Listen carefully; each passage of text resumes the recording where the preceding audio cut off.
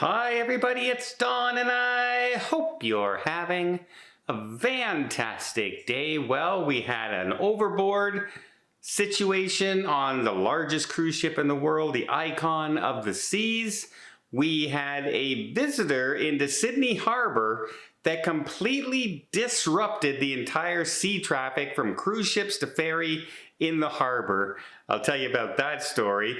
We have Carnival Cruise Line out there kind of a little upset with one YouTuber out there, and I can't even find who this person is, but yeah, they say they're spreading misinformation.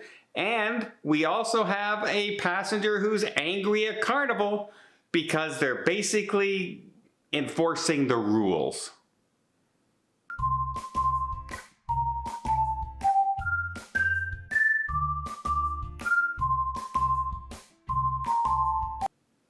So we had an emergency ring out as the Icon of the Seas was enjoying an Eastern Caribbean cruise, and it was on its sea day when the alarm went out, Oscar, Oscar, Oscar, man overboard signal. And luckily for the person who went overboard, it took just under 30 minutes to stop the ship, turn it in a direction where they could drop the rescue boats. The rescue boats went out and recovered the person, who is basically a little shaken up, but none the worse for wear. According to medical reports on board, they're doing fine.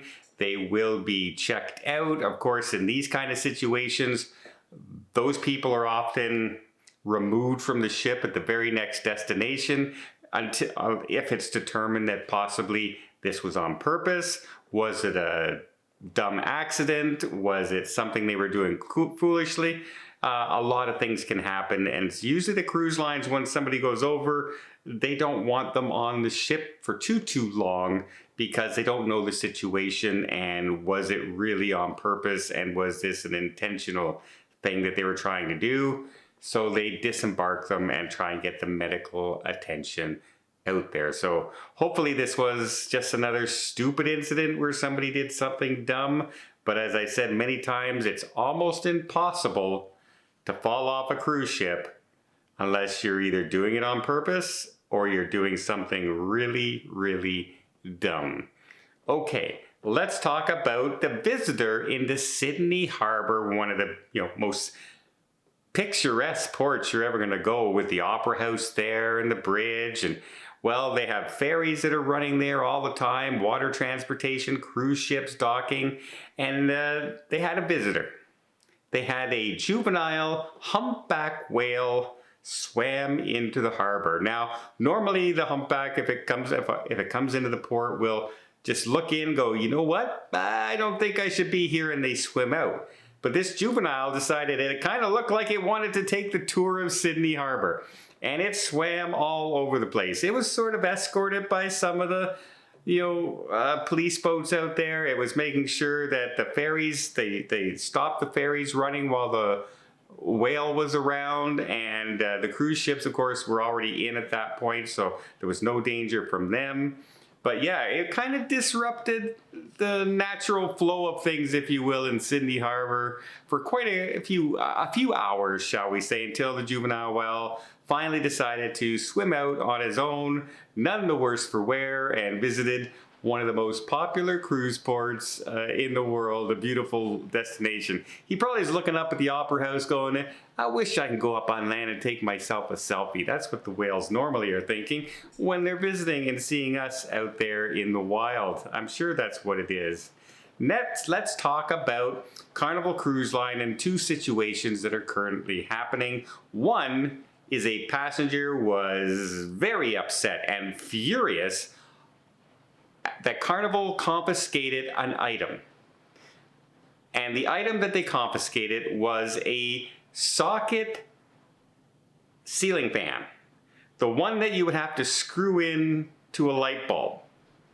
They said, we were treated like common criminals. You know how when you're called down to security for breaking a rule because you have something in your bag you're not supposed to have, and you're treated like you're trying to sneak something on the ship like a criminal? That's because you are. That's because you are a criminal at that point. So yeah, they are treating you like, hey, you're trying to sneak something on board. And they are very upset with this, saying that, Carnival, they tried to tell security, hey, I need that ceiling fan for medical reasons. That's right. They actually said they need the ceiling fan for medical reasons. That's a new one on me. That's an absolute new one on me. I've heard of lots of medical things that people need things, you need certain water. You need a fridge for medication that you have on board. You need to be able to store things. You need to be able to take your, blood pressure. You need to take these pills. You need a CPAP machine. There's all kinds of things you might need, an oxygen tank. A ceiling fan for medical purposes, I'm not quite sure I get that meaning or the understanding for something like that. Never heard of that before. But again, they're claiming once again that, hey, this maybe what they need to do, and I'll quote, unquote, maybe what security on Carnival needs to do is to start going out and handling the kids who are pushing multiple buttons in the elevator instead of confiscating prohibited items on the cruise ships. Yeah, because I feel much safer if all security was doing was monitoring the kids in the elevators as opposed to making sure nothing dangerous got onto a cruise ship. That sounds like a wonderful plan to me. By the way, the reason you can't take a ceiling fan, first of all, it's a socketed. Chances are the lights in your stateroom aren't they're usually, they're not screw-in light bulbs. Let me just put it that way.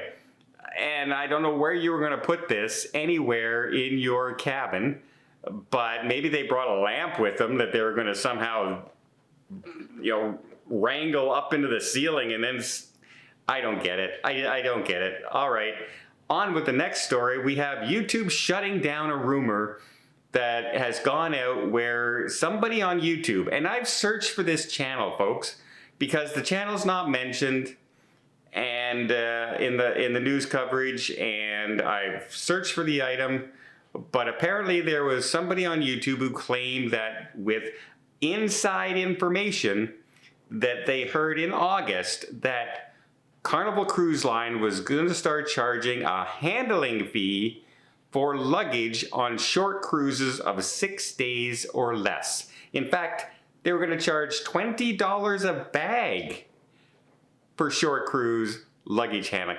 Why only short cruises? I don't know. Because the longer the cruise, more people would have more bags. You'd think you'd make more money doing it that way. Also, usually the porters and everything that are there are like working for tips mostly for what's going on. But yeah, apparently this is a rumor that's out there. Carnival immediately shutting this down, saying, yeah, this isn't happening. This is completely false. We don't know where this rumor came from. But yeah, we have no plans to charge for baggage handling.